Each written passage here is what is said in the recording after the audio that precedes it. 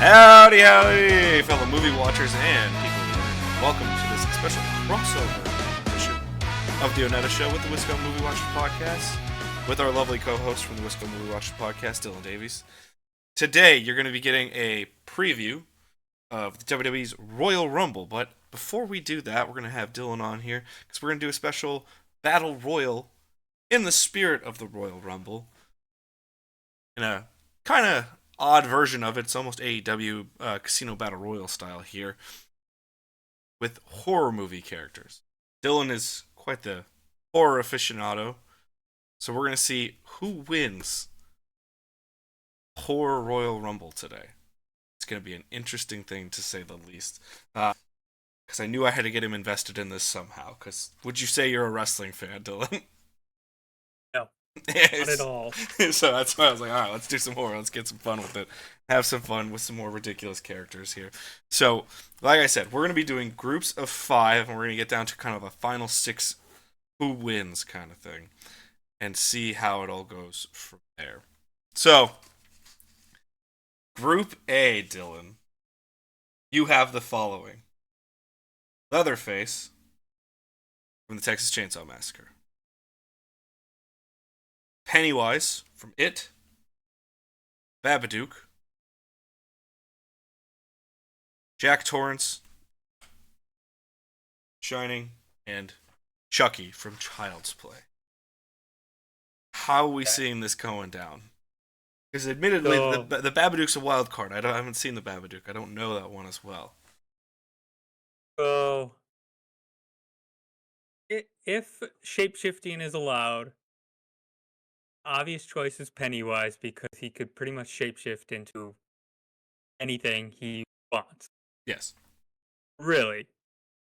And Chucky, he's just getting drop kicked out of there immediately. By literally any of them. Like, any of the other 4. I love the idea of this coming down. Like, Jack Torrance knows he's fucked, but he just takes Pennywise and just drop kicks him out of there. Or Chucky, I'm sorry. Jack Torrance and Leatherface, they're both human. Leatherface, admittedly, is like a deformed, inbred human. Yes. So he's like kind of abnormally strong. Does have a chainsaw rather than Jack Torrance's axe. Yeah. So I don't know how that plays into it. But I think the Group A winner has to be Pennywise. Okay. So on pure power alone. So, alright. So our group here is Leatherface, Pennywise, the Babadook, Jack Torrance, and Chucky. Who's out first? Chucky. Alright, so he's out first. Chucky, all he can do really is go around stabbing people's like Achilles tendons. That's about it.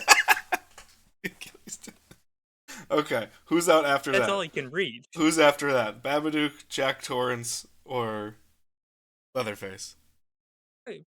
Probably Jack Torrance. Probably. Okay. I mean, the problem is, I don't know if the Babadook is actually like corporeal form. Like, that's the one problem with him. So, like, Pennywise probably takes it due to, like, the weird alienness of it. Okay. Yeah. So we'll say out at 29 is Jack Torrance, 28 out is Leatherface. Babadook out, and then Pennywise the winner of that group? Yeah, it has to be. Okay. I'll say Jack Torrance gets one good lick with his axe right in Pennywise's skull, but I mean, he can take quite a bit of damage. I was gonna say, as long as it's not children fucking in a cave, then he's fine. This is not a cocaine fueled child orgy. Good.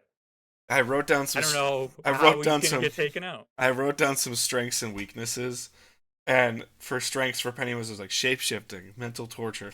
Weaknesses: 27-year gaps, love, and Stephen King fever dreams of children. So. Yeah. It's the concern though. Yeah, Bev talking about how big Ben's penis is when he was a little boy. Yeah. It's really fucking Just not good. Not good. Glad they edited that one out of the modern film. And Yeah, I believe definitely. I believe the TV series as well, or the TV miniseries. Alrighty, we're going into Group B. We have horror icon Freddy Krueger. We have the Frankenstein monster. We have Bub from Day of the Dead. You know Bub? Yep. Okay, that was one of the ones I was like, I might know that, and you might not. The Phantom from Phantom of the Opera, and Annie Wilkes from Misery. Okay. So Bob is out. He's first gone. Okay. 'Cause he's got no brain. True. I He's mean, he's a really mindless zombie. he's really good at making fun remarks though, or fun gestures. Yeah. He's a good comedy character. Um, He's a good comedy character to get in there. Annie Wilkes is good at mentally torturing people, but that's about it. True. Hobbling people. Um, Hobbling people. but that's not going to work on Frankenstein. Not going to work on Freddy Krueger because No, all he likes is little kids. unfortunately, yeah, Freak. yeah, freak. Yeah. Um, I mean, can't really escape into a dream world in a Royal Rumble. True. So So we got here. I guess So we've got Bub's out. Annie Wilkes is out. So you're down to Freddy Krueger, Frankenstein. Frankenstein, the Phantom of the Opera. I mean, the Phantom, he's not anything special either. Yeah, I'm It's gotta thinking. be Frankenstein. I'm thinking He's over the biggest and strongest. over Freddy Krueger even. Wow. I thought with the claw hand Freddy, we might be able to do a little bit more damage, but Frankenstein could take a hit too. And I understand that. if Freddy has no powers of his dreamscape, he's pretty much just a guy with uh like claw hand, Yeah. like a shitty Wolverine, Shitty one. True. pretty much. All right, so we're going Frankenstein monster on that one. Yeah, he's the biggest and strongest. All right.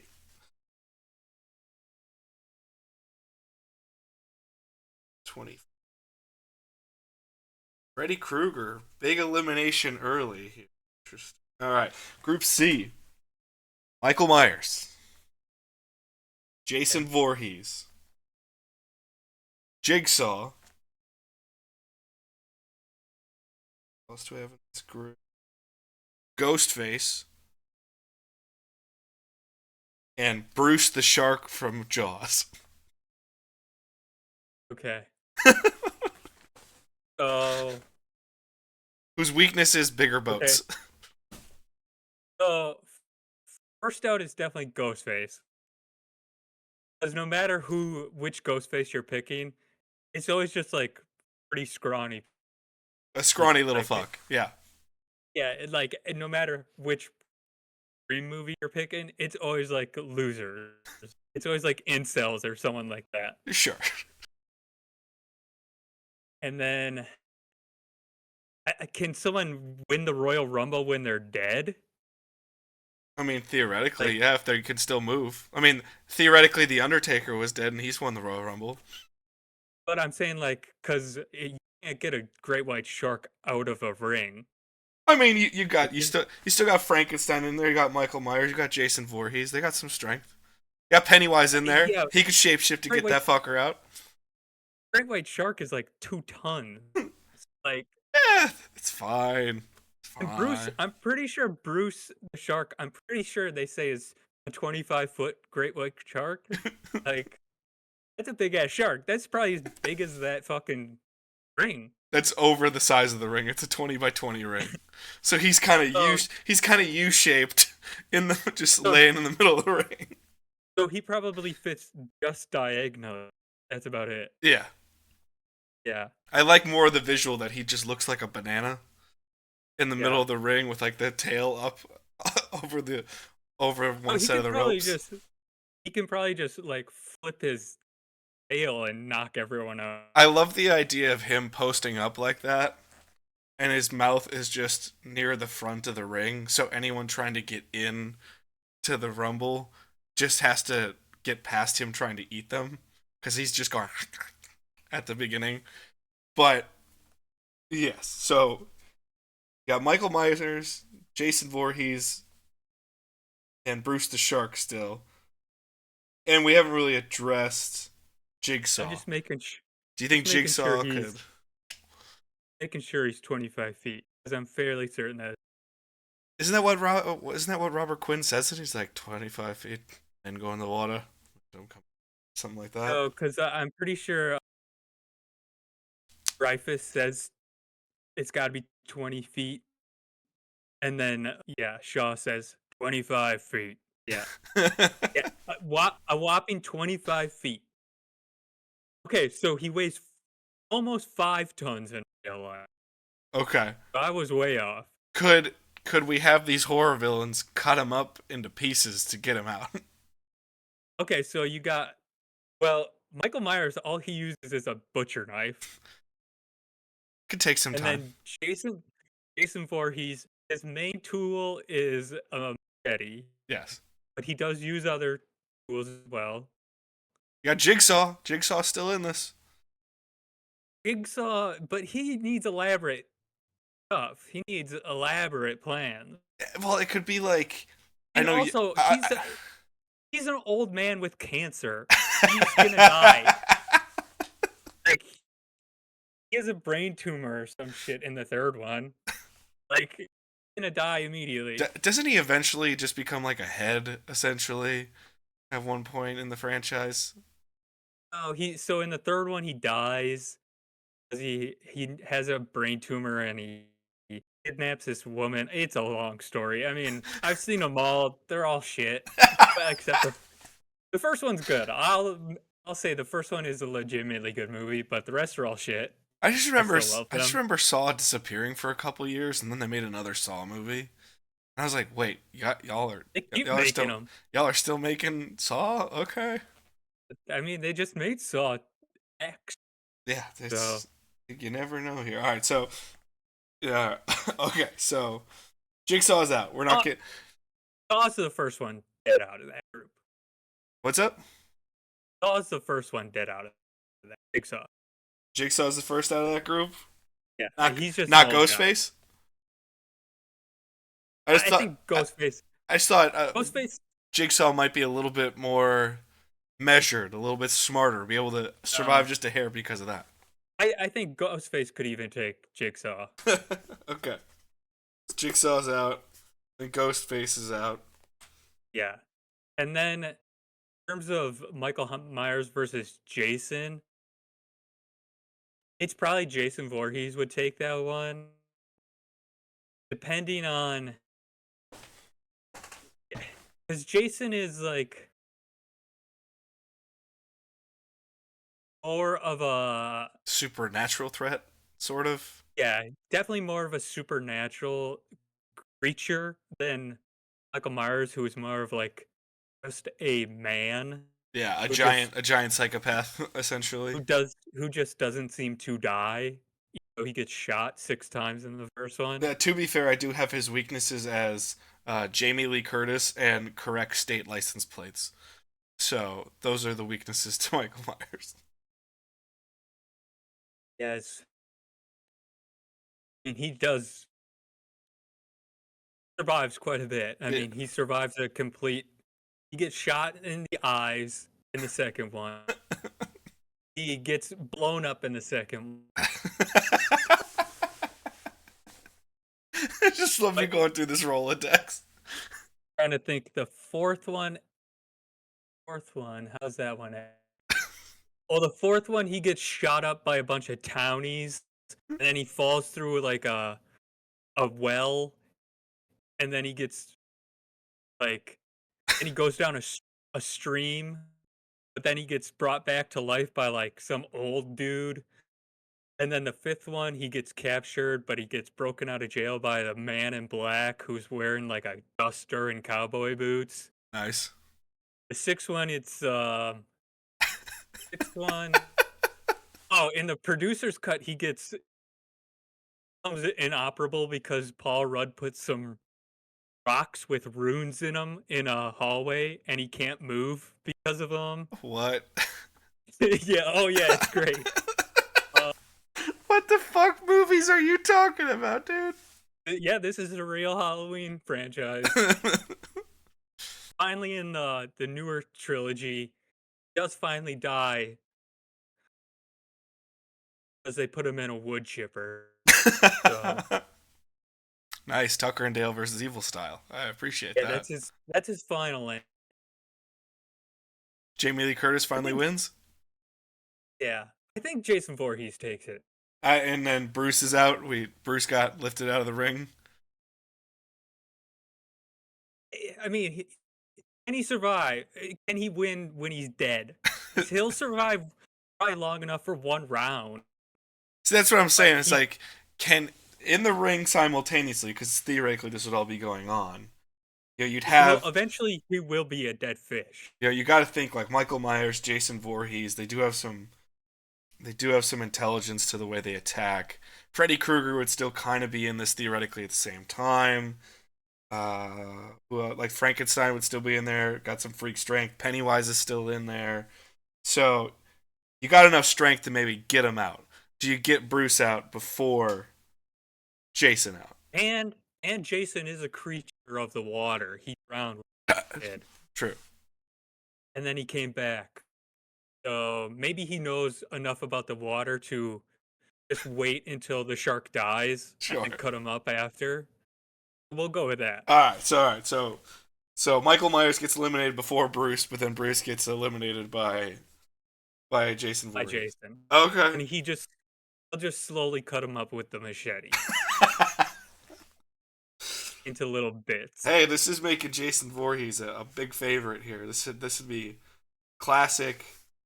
This would be classic Royal Rumble. Oh, they gave him that spot. That's pretty big elimination right there. And then I'm gonna go with Jason traps Ghostface in a sleeping bag and like slams him against the corner ring.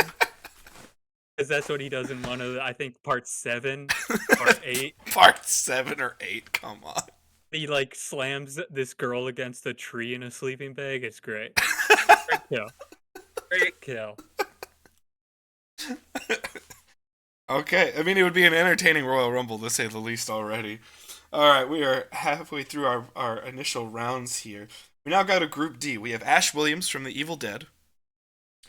We have Dracula. Norman Bates, Psycho. Sadako, which is The Ring. It's the girl from The Ring. And then we also have The Wolfman.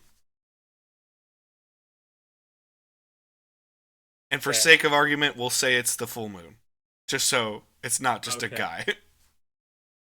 Wait, who is first? So it would be Ash Williams, Evil Dead. Ash. Okay, so which Evil Dead? Let's go Army of Darkness.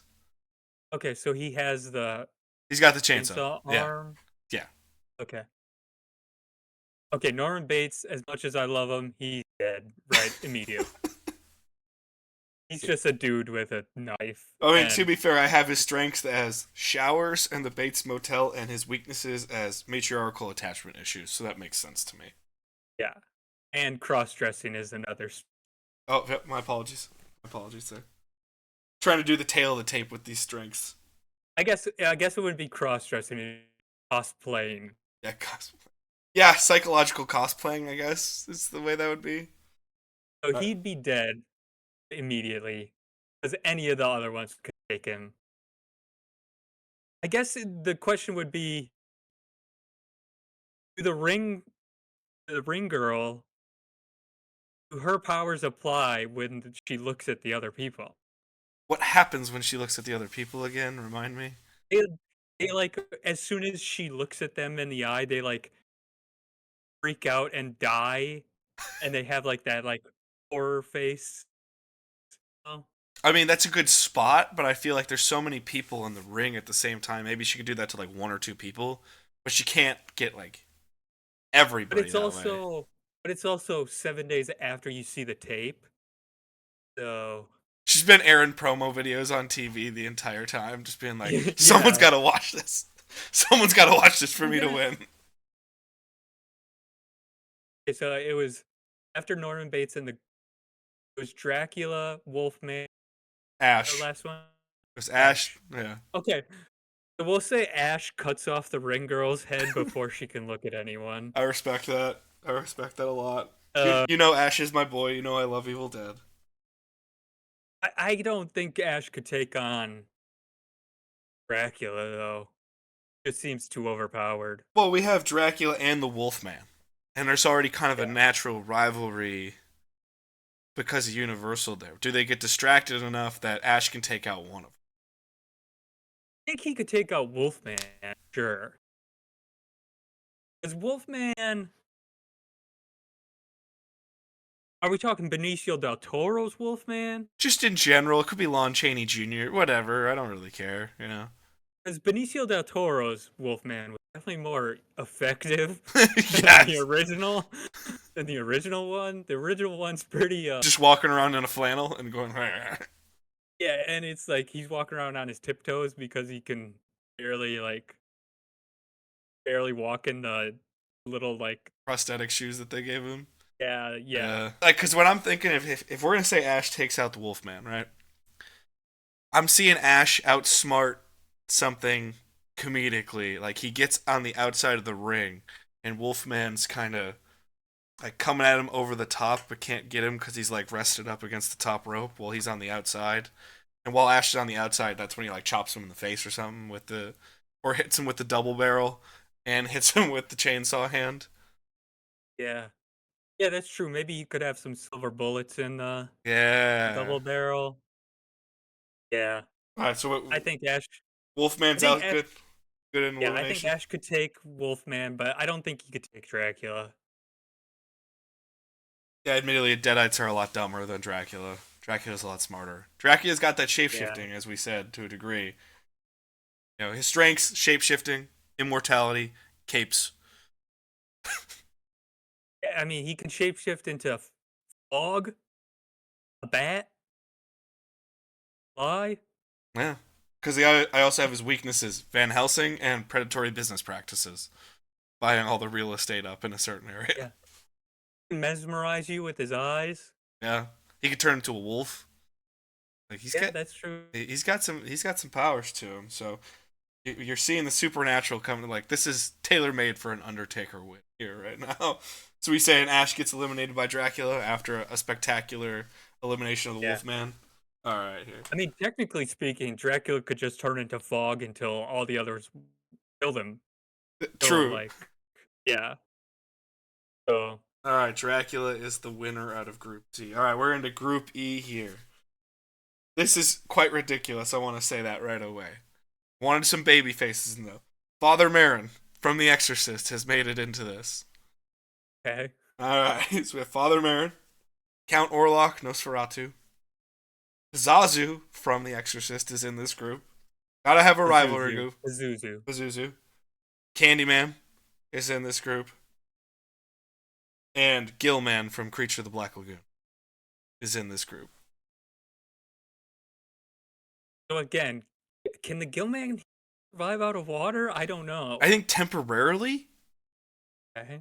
Temporarily, I think it's not as bad as Bruce, but close. Okay. So Candyman has the hook for a hand. I know that. Yeah. Do you want me to look up Candyman? That was the one I thought we'd both maybe struggle with, which I know there's no, a whole... I know he has in it. He Oh, has a okay. hook for a hand. Like, he has a big ass hook, and he also has a bunch of bees around him. Yeah. I mean, that could come into play, especially if Father Merrin's allergic to bees. But Pazuzu is a full-on demon. Yes. So I have to assume a full-on demon has a lot more powers than everyone in that ring. Outside of like Pennywise and Dracula, because they themselves are kind of demons. The only question is, does one of the other ones kill Father Merrin before Father Merrin can take down the... I think that's where you gotta sequence this out, you know. Come in, Pazuzu's kind of like trying to battle with like a supernatural guy, and then Father Marin enters the ring like John Cena. Just comes in headstrong. He's coming in As hot. if they're all in the ring at the same time. If Pazuzu's in the middle, let's say let's say the creature from the Black Lagoon starts fighting Candyman. Sure. Candyman can take him. Okay. With that big ass hook, I think he can just take one straight to the. Oh, I don't know though, because when you look at the Shape of Water, the creature in that, if the creature from the Black Lagoon's anything like the creature in the Shape of Water, Yeah. that creatures can really fuck people up in that movie. Yeah, that's what I'm thinking. Like he straight up like cuts people's arms off with ease. Actually, I don't know. Let's say that the creature from the Black Lagoon is actually very similar to the one from the Shape of Water. That's pretty much what it is. Yeah. Actually, the creature from the Black Lagoon can kill the Candyman. All right. Candyman is eliminated by Gilman. Yeah. Who is the last one? So we have Father Marin, Pazuzu, Count Orlok from Nosferatu, Oh yeah, Nosferatu. and Gilman still alive in this context. Okay, well, Nosferatu is pretty much just Count Dracula. He literally has the same exact powers because Nosferatu is Dracula. He just looks different and is weird. Yeah, He doesn't have because they just didn't want to pay the rights for Dracula. Right. That's literally what Nosferatu. I felt that was going to be a good standoff in the ring, where you got those two legends that they've never crossed, but they're so similar, and then all of a sudden you're like, oh, it's kind of like if the Undertaker ever met Sting. It's just like the two supernatural guys from each company, they stand off, and you're like, oh shit, things are about to get real, you know? Yeah. If crosses work and Nosferatu, Possibly. I think it would. You know, they don't do well against Dracula. Doesn't do well with crosses. I think they do in terms of the historical one. They definitely don't in the newer one.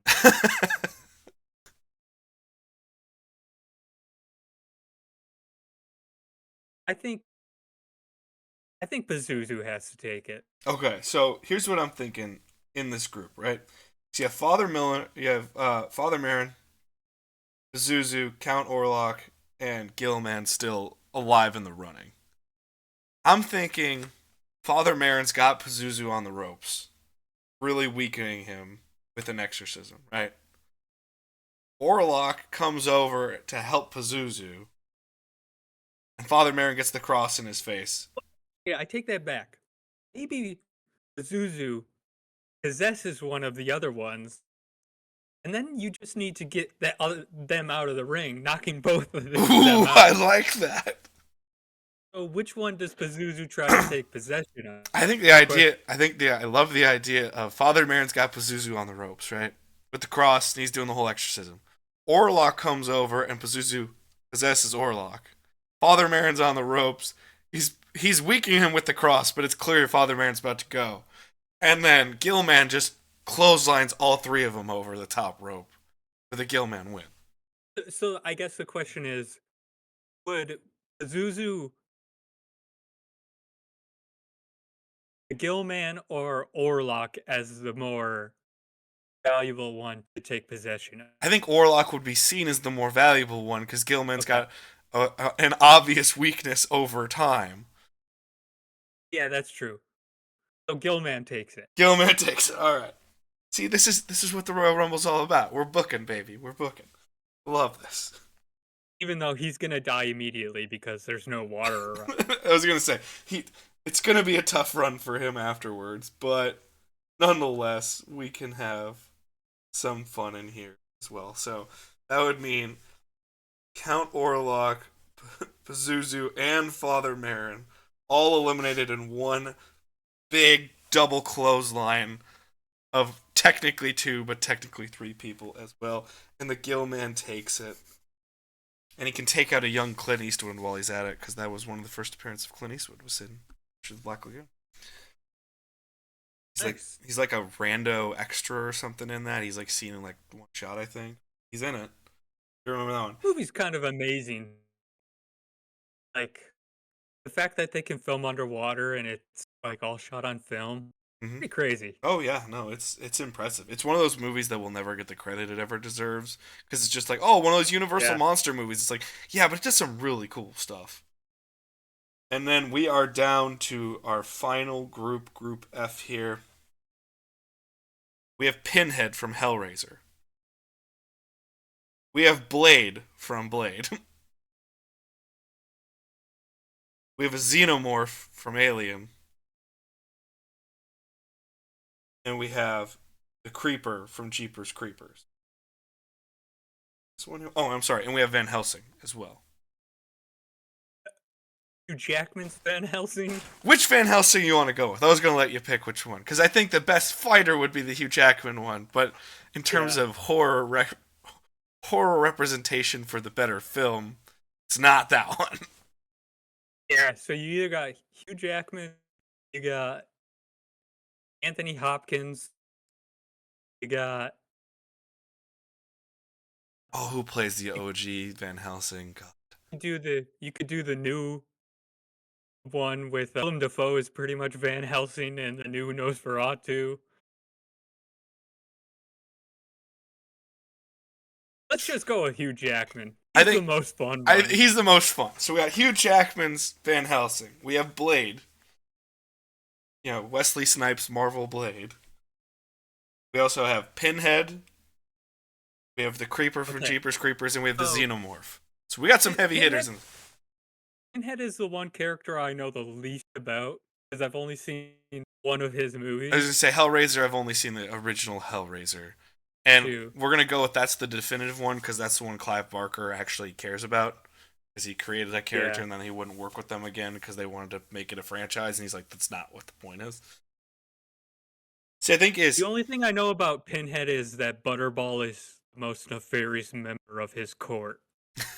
That's like a running joke on one of the podcasts I listen to. Sure. Okay, so Pinhead is... He's technically a demon. He's a Cenobite, but he has a conscience, and if he's reminded of said conscience in the first one, he becomes a babyface, and that's how he dies. So I'm thinking like heartfelt talk from Van Helsing could help him out. After witnessing the inhumanity of the war, he lost faith in humanity and God. He later solved the lament figuration, which transformed him into the Cenobite and sucked him into hell. Mm-hmm. So... But then at the end of the movie, he's reminded of his humanity, and that's how he dies. Because he's not like a great, powerful demon anymore. He's got some humanity. He has a code of ethics again. Okay. Like, what I'm thinking is, here, I'm seeing, the Creeper from Jeepers Creepers, who I did not know was as powerful as he is.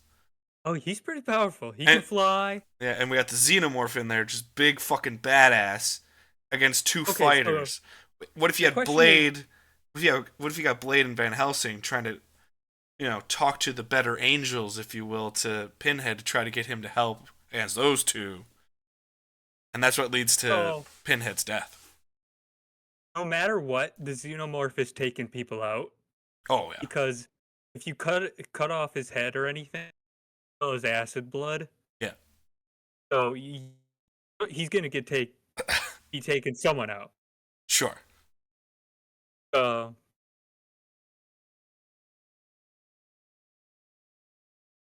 question is, what does Van Helsing get? Does he get that?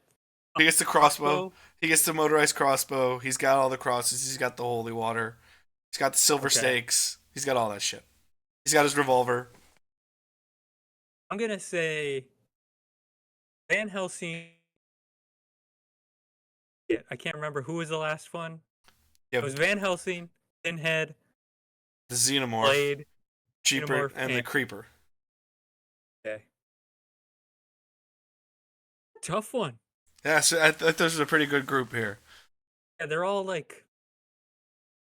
I think Van Helsing probably gets taken out first, only because he's like an actual human.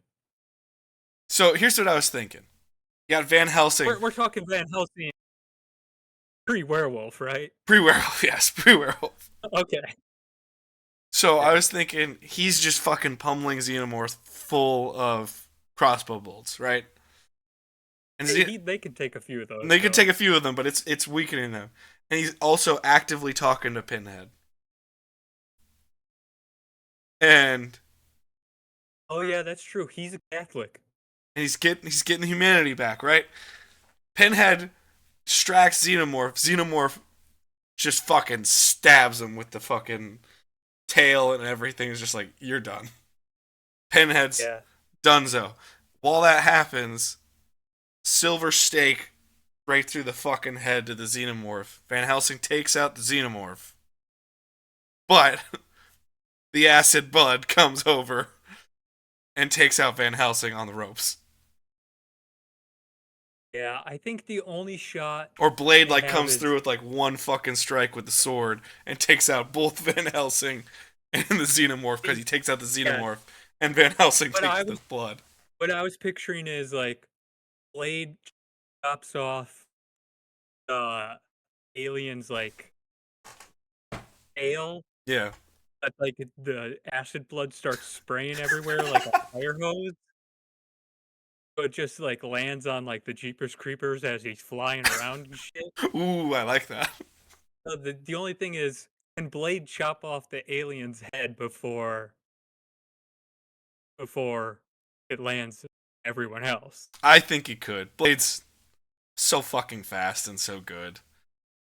When I looked at this legitimately, I think it's either Blade or the Creeper. I think those are the two. I think it's only down to Blade or Xenomorph. The only thing with Xenomorph is because it's such a big target in such a small area with so many people around it. I think someone can land a strike that's going to take that fucker out. He's going to be tough. Don't get me wrong. But they have so many ways of killing people. That's the yeah. Because they have the big ass mouth with the protruding mouth thing. They have just like big ass hands. Yeah. They have a tail that can kill people. I guess it's Blade with a sword. He's also got guns. He's got knives. He's got all kinds of shit. He has guns. He has the coolest duster in the world. Let's go Blade. I was gonna say I think this is Blade here. And we're gonna say Van Helsing shoots Xenomorph after Xenomorph takes out Pinhead.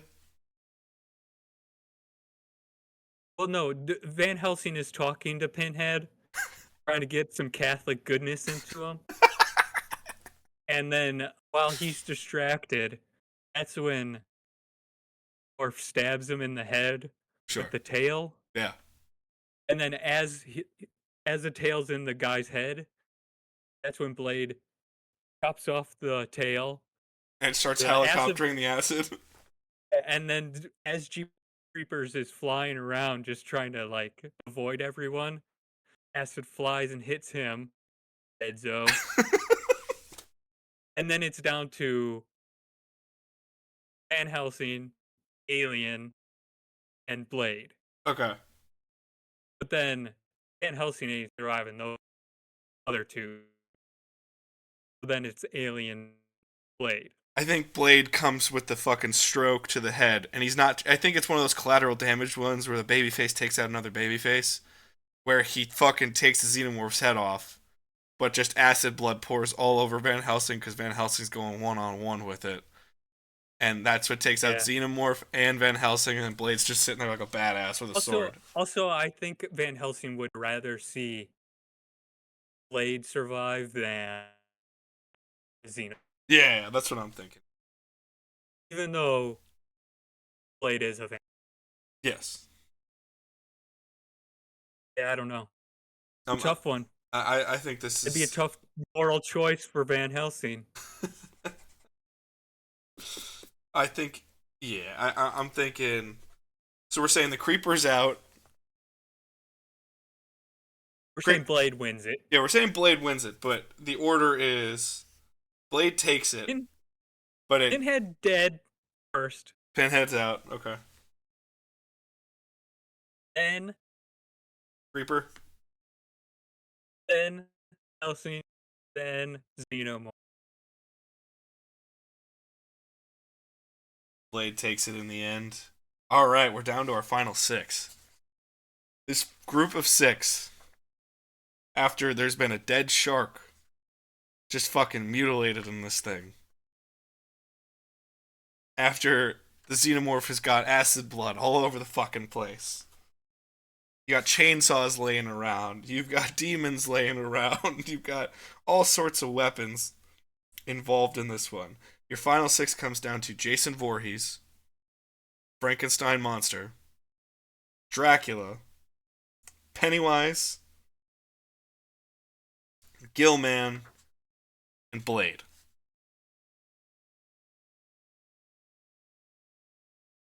This is a tough one. It really is. Okay, so out of those ones, the weakest one is Frankenstein, probably, right? I would probably say no. so. Frankenstein and Gillman. Because Gillman, once again, there's no water. He's getting dehydrated quick. Yeah. Maybe like in between rounds, he stuck his head in the. He climbs. fishbowl. He climbs underneath the ring, and it turns out that it's actually a pool of water under the ring, and he just kind of swims in there a little bit. Frankenstein, really, he's just big. Big, strong. I mean, real question is, could any fire get poured over anything? You know, then you got Frankenstein losing his fucking mind, going manic. Like, is there someone in the crowd, like, does Dr. Frankenstein in the crowd just start waving fucking fire, being like, get fucking manic, dude, I need you. Yeah, none of those people can like conjure anything. Oh. Yeah. Well, Pennywise could turn into fire. Yeah, we also, Blade could have an incendiary grenade or something of the like as well. Or Pennywise could turn into like a villager with a torch or something. Ooh, I like this as a way for Pennywise to die as well. Okay, so the question is, why is he always does seem to like do the dumb thing? Yes. So he'll go for like one of the weaker ones first because he's just stupid. Yeah, Frankenstein. Perfect. But he'll go for Frankenstein first. So what scares Frankenstein the most? Fire. Fire. Yeah. So he turns into a pitchfork and torch-carrying villager. yeah. Yeah. And then while he's in that form, and who killed Pennywise in that form? I mean, I kind of like the idea of Jason Voorhees just having a villager up on a fucking machete, just being like, "You're done." Oh yeah, that's true. He just needs to get him out of the ring. Yeah, he just needs to get him out of the ring. He doesn't need to kill him. We've been killing everybody, but yes, like. Yeah, forgot about that. Yeah. So he could just like chop off his head and then just just toss him out. Dump his ass? Okay. Are we saying Frankenstein gets out because of the villager? He just like runs out of the ring scared? Yeah, probably. That's some bad booking, but I'll take it because it's hilarious. So we got Frankenstein gets eliminated at the 6th spot. We're down to the final 5. Maybe he could just like run around and cause chaos. Ooh, I like that better. Like, because that's probably what he would do. It's just like try to avoid everyone. She's just fucking flailing like it's Luigi in Super Smash Bros. Just. And then while he's doing that, Pennywise has been eliminated by Jason Voorhees, though, right? Yeah. It was Dracula, Gillman, Blade, and Frankenstein are left with Jason Voorhees. think I know who the winner would be in this group, but especially if Pennywise is going to be stupid like Pennywise always is. Yep. I mean, okay, who's the smartest out of that bunch? Dracula? It's Dracula or Blade. Yeah. Okay, so Blade. The poetry for me is Blade and Dracula at the end. Yeah, I was gonna say Blade specifically wants to go for Dracula. Oh yeah. That's his sworn enemy. Yeah. The question is, does he get so distracted by Dracula that someone else can take him out, play it out? I think I've got a scenario here for you. Sharpclaw Gillman goes straight for Voorhees after the kill on Pennywise. They're just blading it up. As in, like, sharp shit against sharp shit. Just two behemoths, right? And they take each other out. Because they just keep trying to chop each other on, like, the outside of the ropes after they've been tossed out. And then they take each other out over stupidity. That seems to be the way both of them kind of go. I mean, Jason is not smart. Just like an idiot. He kind of, like, hits one of the scales, and his blade gets caught in there. And Gillman takes him across the throat. But right as he takes him across the throat, he also is completely dehydrated, and they both fall out of the ring. I could buy that. Double elimination, right? Then you have down to Blade, Frankenstein, and Dracula.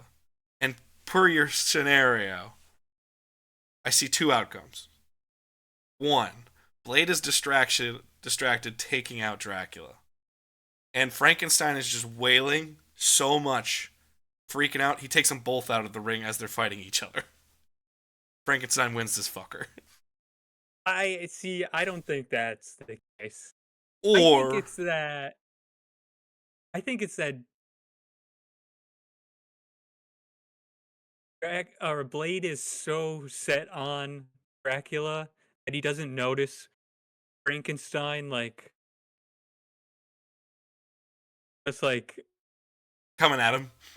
Yeah, and then Dracula just wins because some stupid thing. I like the idea of Dracula turns to mist right as Blade fires a shot, and the muzzle flash freaks Frankenstein out like it's fire again, and he takes out Blade, not knowing he should be taking out Dracula. Yeah. Alright, so Blade's out, and we're down to the two horror icons of icons of horror going at each other in a mano-a-mano fight. And it comes down to Frankenstein and Dracula. Who's going to win, the heel or the babyface? That's really what it is. Dracula could just, like, turn into a bat and fly around. And then he tries doing, like, the catching butterflies thing, and he just gets him to fall out of the ring. I was going to say, he could just, like, tumble around trying to catch him and fall out. I kind of love the comedy of that, because it's so stupid. After you've had, like, all these major kills and all these major, like, setups. Like, double elimination of 3 people, with Gillman taking out Father Marin and a possessed Count Orlok with Pazuzu. Yeah. And it comes down to just Frankenstein going and trips and falls out of the ring. Yeah. If you've ever seen a bat fly, like, there's no way you're catching a bat. No. So the Frankenstein monster is eliminated via Dracula, and Dracula is the winner of the Horror Royal Rumbles, is what we're saying. I think that's fitting. I think that's a good one. That's fun. Dracula's kind of an overpowered villain anyways. Oh, yeah. And then he loses to Keanu Reeves and Anthony Hopkins and a bunch of guys. It takes a village to kill him, so... Yeah, it does. I'm also, for the final 6, writing down how they died or how they got eliminated, and I have, like, Pennywise via Voorhees. Voorhees via Gillman. Gillman via dehydration. Just dumb shit. Yeah, I think that final 3 comes down to Blade and Dracula, and is Blade distracted enough? Really, and that's the tail of the tape at the end of it when the analysts are talking. It's like, Blade had it, did he not just got distracted? Yeah. I mean, that's the thing is there's vendettas. Yeah. Those characters have vendettas that they just get too wrapped up in. Yeah, you gotta have it. You gotta have it there, and I appreciate it in that way. Uh, So, out of those ones, who were you disappointed by? was I disappointed by? I think it's more so when you actually put it down. It's the minor characters that you throw in thinking they could be pretty cool. Like, if you had time to prepare, like a Jigsaw getting some like puzzle weapons going into the ring. But again, he's an old fucking man with cancer. He ain't got that. He's up against like really huge supernatural threats that would just be like done. Yeah. So yeah, I like those are ones that I look at it. Also, the Creeper. When I was doing more research into the Creeper, because I haven't seen Jeepers Creepers, that was one where I was like, "It's kind of tanky. This is almost like a Resident Evil villain. This could be a problem." Yeah, he is really strong villain. But he just got But stuck in a group of really good, powerful people that could yeah, take him out. way too many people. Yeah. Yeah. Whereas if he makes it to the final six, like I think him versus Dracula could have been a cool. Especially when you got those luscious locks of Jackman. Exactly. So you got a good elimination here. A good list of stuff, but a lot of horror icons. I think we found it. And Chucky being the worst of them all kind of makes sense. Yeah. I would definitely say Chucky, he lasts the shortest amount. Yeah. I like Chucky as like a number 3 entrant that gets tossed out immediately. Just being like, get the fuck out of here. He's the one that slides in, Yeah. and then immediately they just kick him. I do like this. I do like your imagery of he slides in and someone just goes and punts him in the head across out of the ring. And he just sits there. Like Jack Black with Will Ferrell's dog in Angus. Yes, that's very true. Kicks him right up. Just Baxter off the fucking bridge. Yeah. But the problem is he'll never get the heroic comeback that Baxter does. Baxter! Oh, no. God, I love that movie so much. But a lot of fun here. But we're satisfied with this ending with a Dracula win. Dracula is the definitive Royal Rumble winner. I like this idea of us every year just being a bunch of rando characters to fight. Yeah. And we could do like 30 just normal characters. Ooh, I like that. Like 30 moms. 30 movie moms against each other. Yeah. 30 movie moms. Fitting. I was also gonna say like you could do like movie badasses, but they're all normal people, like James Bond, Jason Bourne, John Wick, like who wins kind of thing. But I like the fact that you're immediately like, no, the moms, Movie moms. movie moms. And the question is, how far do you take the definition of mom for that one? I just want normal people. Yeah, so but that is a lot of fun, and thank you for joining me for this segment of the show, Dylan. It has been fun, and please go check out our show on Saturdays, the Wisco Movie Watchers Podcast. We'll be right back with the rest of this episode, but thank you, Dylan, for helping us out on the ONETA Show, Wisco Movie Watchers crossover. Peace, love, and hugs. We'll be back. Yeah. Once again, I hope you guys enjoyed that fun segment of the Horror Royal Rumble as we are now moving into our solo portion of the show today, which is our preview of WWE's Royal Rumble, which is coming up in just five short days, and I could not be more excited. This is a Rumble that's going to be really fun. So if you're not into wrestling, just keep listening. You might have some intrigue, but hopefully you are, and hopefully you like it, especially based on the thumbnail. This is a Royal Rumble that's going to be a whole lot of fun, specifically the Men's Royal Rumble, but I'm going to get into that. I'm going to do a full rundown of previewing the show. So here we have only 4 matches, which is wild to think. Now, granted, each Royal Rumble is going to take over an hour, and then you have all the preamble setup, you have all the promotional material, you have all the vignettes, so it's not as if this show is going to be super short. I wouldn't be shocked if there's another impromptu match or another match is just kind of thrown on come SmackDown. I'm recording this right after, or the morning after Raw, and admittedly, Raw was a show that was kind of stagnant, in my opinion, this week.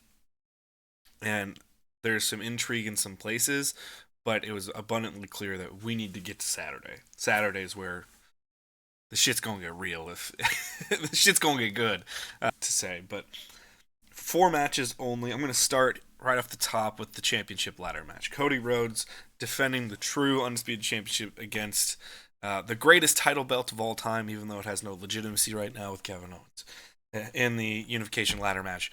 And unfortunately, this is a way for WWE to say, no, this is the real title.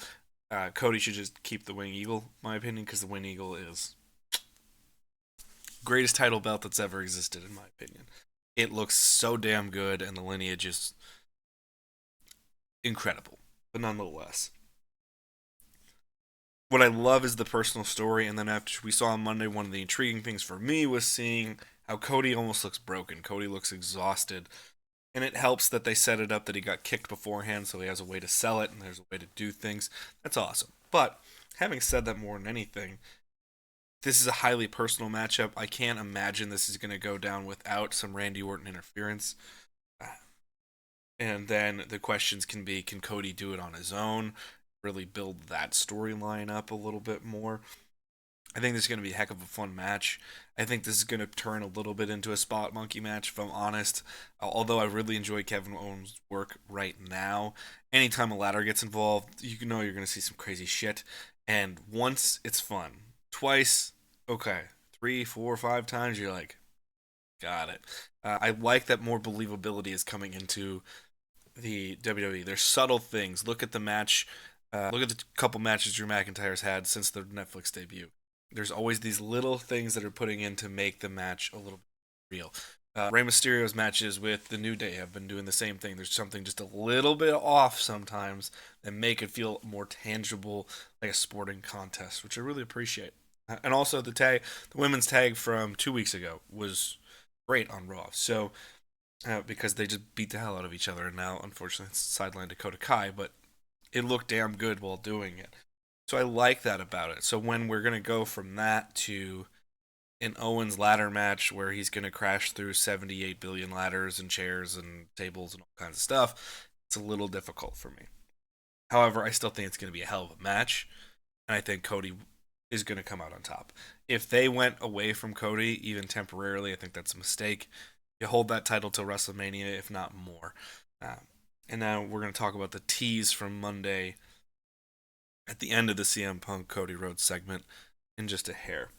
But we'll move on to the 2 out of 3 falls match. I love that the WWE Tag Team title is at least being shown with some respect on a big pay-per-view like the Royal Rumble. I think it's 2 great teams here. I've always liked DIY. I'm an original Black and Gold NXT fan, so DIY is great to me. And I think the Motor City Machine Guns have been doing a really good job, and you can tell that in tag team matches, I'm not saying it's perfect, but they're at least applying more rules and logic to it. So I'm excited to see these 2 tag teams that can clearly work as tag teams and can do really good stuff. I'm hoping they just show out in this huge 2 out of 3 falls match to kind of get the crowd back into tag team wrestling. One of the things that's been lacking since Triple H took over creative is the tag division kind of waxes and wanes in popularity with him and the creative team. I also think that's partially on the audience. And I'm not saying, oh, it's our fault, but what I mean by that is when we get solely invested into individual performers, and then when they give us a tag segment and we don't react at all, the logic behind that is, okay, well, they don't really care about the tag division, so let's just keep going away from it. Granted, I think that's more of a reflection on keep giving us great tag team matches, and we'll get into it. I think the War Raiders do a good job. By the end of a match, people like the War Raiders for the most part. By the end of a Judgment Day match, people hate the Judgment Day. So those are good things. I think we need to continue. So I'm hoping DIY and Motor City Machine Guns have a chance to really shine here. I think it's a shame because I think the Motor City Machine Guns aren't going to pull this one out. I'm picking DIY as a winner here, but you never know. But I think it's too early for DIY to lose those titles as that heel team that's going well, and it just doesn't inherently make sense that the Guns would pull it out here. So I'm going to go DIY. We're going to go to the Women's Rumble. The Women's Rumble is looking a bit off, admittedly. We've now gotten a few declarations for the Women's Rumble, but it should have been treated just as much as the men's in terms of, I'm going to the Rumble, I'm going to do that, because there's less intrigue. The only big name really announced for that is Charlotte Flair. Obviously, we know Bianca Belair is going to be in it. We know more than likely there's going to be the surprise return of Becky Lynch. There's always the chance that they pull the trigger on a surprise Alexa Bliss return, which would be great. And we now have word that big signing with Jordynne Grace just happened. So we have some names here, but there's not a whole heck of a lot of intrigue. And Bayley also declared. The thought I have is I think it's a little scary that Charlotte already is the only one highlighted, because immediately that means we're going to have to deal with the last 6 years every time Charlotte's in a Rumble, that she's going to last till the end, and you can't trust that Charlotte won't win the thing anyways. Charlotte Flair doesn't need to win another Rumble. Charlotte Flair doesn't need doesn't even need to win another title for the rest of her career, and she's set. I think the best way to use her would actually be to elevate that Intercontinental Championship or that United States Championship. I think that would be great. Or if she's going to challenge for a World Championship, make sure she puts over Tiffany Stratton. I think that'd be great. But what I'm seeing in this Women's Royal Rumble, again, is a lack of... It seems this year specifically, the Men's Rumble has been done so well, telling all these stories and telling all this conflict, that now it feels like the Women's Rumble kind of feels like less than, and I don't think that's what you want. And I don't really think that's what Triple H and the creative team are trying to go for, but it just kind of feels like that as a fan. Again, if I'm going to call it, I think Bianca Belair, Bianca Belair and or Naomi both get taken out by Jade Cargill. I think that's logic number one. Set up WrestleMania, set up the intrigue, especially without an answer. And then we have to wait till SmackDown to get the answer as to who attacked Jade Cargill. So I'm going to say that one happens. I think Roxanne Perez is a obvious candidate to get in the Rumble, and I think she throws Bayley out. Continue that rivalry and get Roxanne ready to go up top to the main roster. I think that one happens. And I think this one comes down to Becky, Charlotte, and one of the newcomers, such as Lila Valkyria. I think it comes down to them. If I'm going to pick a conventional choice, I think it goes back to Becky Lynch, which would be better than Charlotte. But I would pick an outside one here. The big news is Jordynne Grace got signed. So you want to make somebody a star, night one they win the Royal Rumble. Jordynne Grace, her work is good. She has a great look and physique that makes her super believable. You've already seen her in the Rumble work with other women that she held up. She did her part. She did really well. Don't send her to NXT. NXT is already loaded with talent that are getting ready. She's already good. She doesn't need NXT. Shoot a little bit of life into the Raw or SmackDown scene by putting Jordynne Grace there. Challenge Rhea Ripley. Give her another legit challenger where you go, oh shit, okay, Rhea, this is going to be a challenge for you. Or I don't care if you do it with Tiffany Stratton, but that's what I would do. Have her win the Rumble. No one's going to see that one coming. No one's going to pick it because they're like, no one's going to win on their first night. It's almost what should have been done with AJ Styles back in 2016. Have Jordynne Grace win the Rumble. Immediately people go, oh shit, okay, she's here. And then you can have her wrestled a couple times over the next couple weeks and people go, oh yeah, well, she's ready to go. So I would pick Jordynne Grace in a fantasy booking style. That's not what I'm doing. So reality-wise, I'll go with Becky Lynch. And finally, go to the Men's Rumble. The Men's Rumble is loaded this year with stars that you actually believe have a chance. And not just have a chance as like, oh, I think they could win because of star power, because there's a storyline there that makes it worthwhile. I think your first three logical choices up top Roman Reigns, you never can count that out, and it's clear he wants a championship match again. John Cena, retirement tour. The fans now even want John Cena to have the record-breaking 17-time world championship match. Okay, cool. And win. CM Punk is the clear and obvious choice right now because he's the clear and obvious one who's been talking about it forever. He's got the leverage, quote unquote, with the favor. He is hotter than anybody right now in the WWE. I don't care what anybody says. He's on top of the world. Those three are your three most logical choices. But you also have other choices that at least there's some believability there. Something's being told. Jey Uso's still on the rise. He's super popular. Makes sense. Sami Zayn's also getting a story told. And could he actually, go for it himself? Try something. Never know. Like that as well. Drew McIntyre has a story there that can be told. There's a lot of guys in this Rumble that feel like legit contenders. I also would have no issue if there would be someone like a Braun Breaker who could go through and just beat the hell out of everybody. Love that myself. Rey Mysterio obviously is in this match. I don't think Rey's going to win, but it'd be fun. I think we're going to get a fun New Day spot. Obviously, fantasy booking, if he were healthy, you have New Day kind of run shop a little bit, and then Big E eliminates them both. That would be tremendous. But I don't think Big E's cleared to go, so that's not going to happen. I know there's an outside chance Goldberg could be there. I don't think Goldberg's going to be there this Saturday.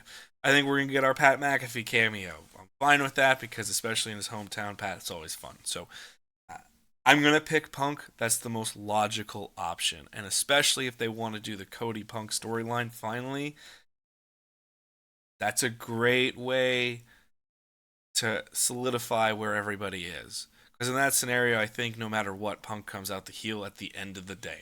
Maybe not in the short run, but in the long run, I think Punk comes out the heel, which no matter what CM Punk does, he's good at it. He's already shown to be a tremendous villain or a tremendous babyface. It's fine. I'm going to go Punk here. It's the most logical option. Unless they could throw back in the idea that The Rock's going to be at WrestleMania, and then they got to pivot again or something like that. But I don't think that's happening. I'm going to pick CM Punk as the winner. But that is our only 4-match card so far for Saturday. If another one pops up, maybe I'll throw that out on Threads as a quick prediction. But that has been our WWE 2025 Royal Rumble preview. I'm excited for the show. I'm excited for some new news about 2K25. I'll probably put some of that footage up if I can finally record it once that game is released. But that is going to do it for here for us on the show. My God, I can't talk. Been out of the seat too long. Thank you guys so much for watching and listening wherever you may be. It is appreciated. I hope you loved the horror crossover with the Wisco Movie Watchers Podcast and our good old co-host Dylan Davies on that one. I hope you enjoyed this Royal Rumble preview. But that is going to do it. Thank you so much for watching. Peace, love, and hugs.